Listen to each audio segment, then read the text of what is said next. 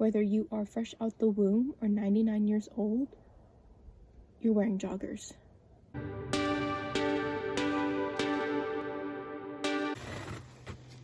Hi friends and family, it's me. This week's video I think is going to be a little bit different because with the Iditarod that's started, I plan on going to a bunch of different things and recording them, but it's happening right now, and so I kind of have had like a lull of things to record. And so I think what I'm gonna do is, like, I have a list of things that are like different and unusual, like living here, that I think are like fun facts. So I think I'm just gonna do like a sit down type situation and just tell you about the fun facts that I've learned while living here. It's a beautiful day out. Like, I'm actually kind of hot in this jacket, but I know if I take it off I'm gonna be way too cold. But the sun is shining and I need vitamin D, and so I sit out here on the balcony and record this video. Okay, so first thing is that was way different from back home is unlocked cars, running cars, and unlocked doors. We'll get to that. But basically,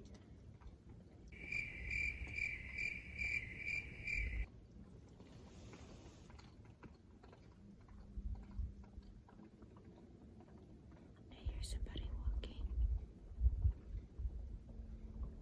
but I don't want to look.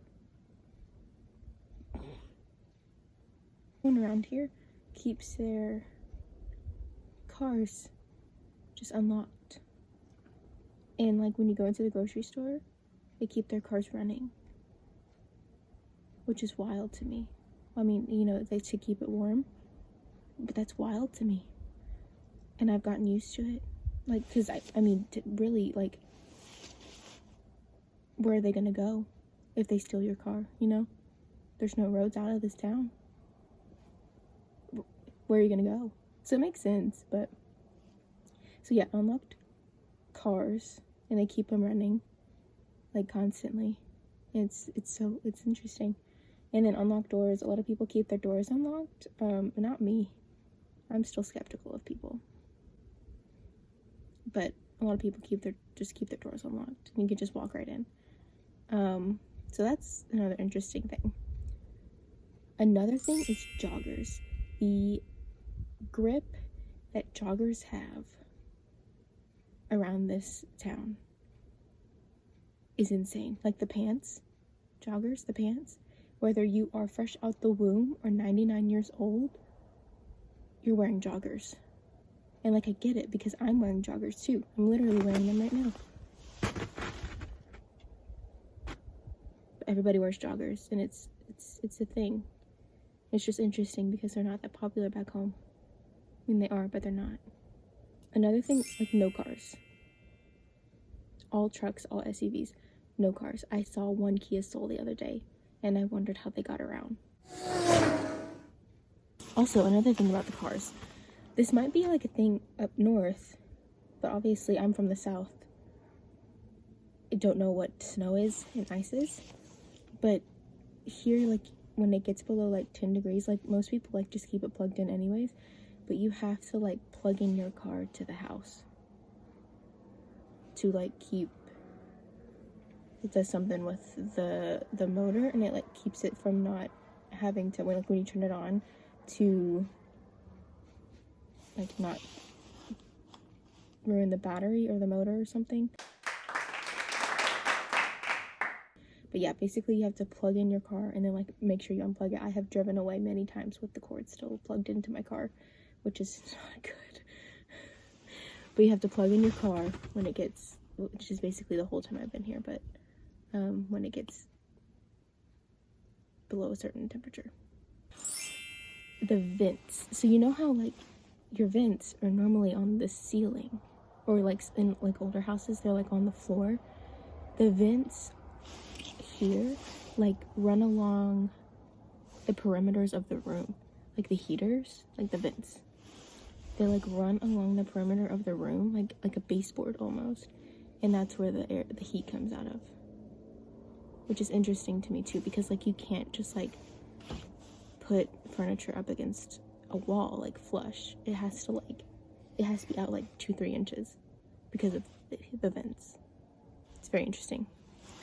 And another thing about heating things, the water tanks on all the houses are like 10 feet above ground. Like they just like sit on this little like rack 10 feet above ground, I guess, so they don't freeze, obviously.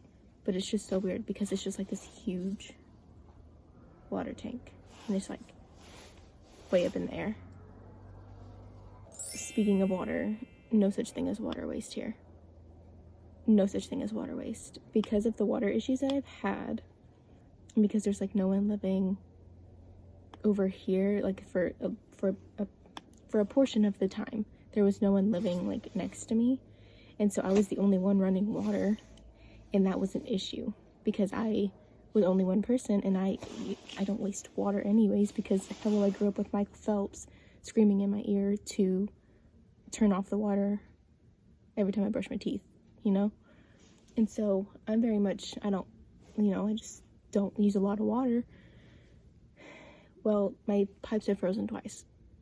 Like, not the pipes, but like the pipes. And so I have had many of issues with my water, and so I literally was having to run the water 24/7, like a constant, like it was supposed to be like the width of my pinky, the water from the faucet. So I had to run it in the bathroom and in the kitchen, and then like every time I flushed the toilet, I had to flush it like 4 or 5 times each time. So yeah, no such thing as water waste, I guess. That's different. That was hard getting used to because I don't even run the water while I brush my teeth. So that was interesting. One other thing is cash back. Getting cash back. I noticed when I first got here that everyone, when you go to the store, everyone would get cash back. And like at one point, they like ran out of cash. Like they were having issues getting cash like brought in to the city, and everyone was like a little feisty about it when they couldn't get more than like $10 cash back at the grocery store. And I was like, why are we getting so much cash back? I don't get it. And then I realized so many places around here only take cash. So I started getting cash back every time I go to the grocery store, because like the pool, like I wanted to get like a 15 punch card for the pool, and it's $100, and I think I came down here with $80 in cash just so I could have some cash. And she was like, oh, we don't take card, sorry. And I was like, oh, okay, well, it's gonna take a while because I only get like 20s back every time. I get like a 20 back every week at the store, pretty much. So I understand it now, but like cashier is like big. It's a big thing. I think that's all I can remember for right now. The sun feels really nice. I miss the sun. The days are getting very long. Like in the span of the last 2 weeks, we've gained like 3 hours of sunlight. It's absolutely crazy. Like the sun rises at around like 8 now, and it doesn't set until 8. Hi everyone. I thought it was like 7 p.m.